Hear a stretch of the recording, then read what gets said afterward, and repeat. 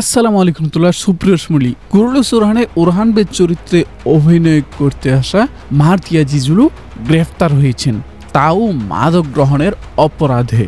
না দর্শক, এটা আমার কথা না, এটা পুরো সোশ্যাল মিডিয়ায় ছড়িয়ে পড়া একটি ভাইরাল নিউজের কথা। তো আমাদের কাছে এই বিষয়ে গতকাল থেকেই অনেকগুলো প্রশ্ন এসেছে, কিন্তু আমরা কারোর কোনো প্রশ্নের জবাব দিইনি। কারণ হচ্ছে আমরা একেবারে অথেন্টিক, একেবারে ভিতরকার গভীর সত্য নিউজের জন্য অপেক্ষা করছিলাম। তো মূলত আমরা আজকের ভিডিওতে এই বিষয়টি ক্লিয়ার করার চেষ্টা করব। দর্শক, আমাদের হাতে সর্বশেষ যে আপডেট এসেছে সেখানে বলা হচ্ছে কুরুলু সুরহানে ওরহান বেদ চরিত্রে অভিনয় করতে আসা মারতিয়া জিজুলু মাদক গ্রহণের অপরাধে গ্রেফতার হয়েছে।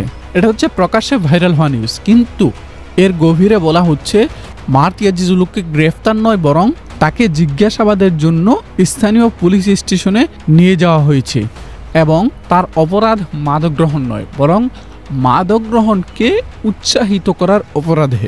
বলা হচ্ছে তিনি মাদক গ্রহণ করেন নাই, তবে মাদক গ্রহণকে উৎসাহিত করেছেন, আর এই অপরাধে তাকে সর্বোচ্চ 5 বছরের জেল পর্যন্ত দেওয়া যেত।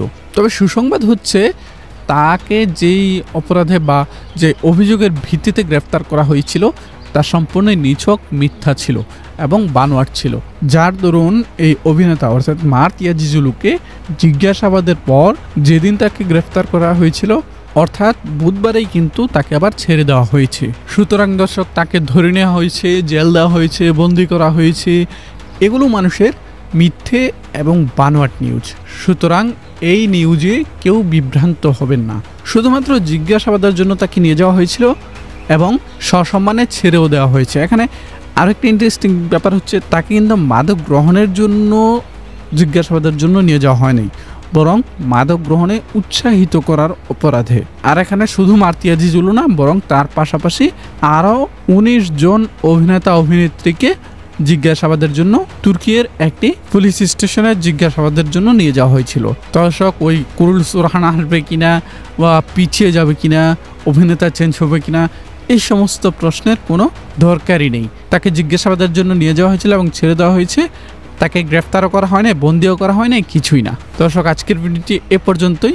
যারা আমাদের ভিডিওর জন্য অপেক্ষা করছিলেন তাদের প্রত্যেকের প্রতি ভালোবাসা রইল।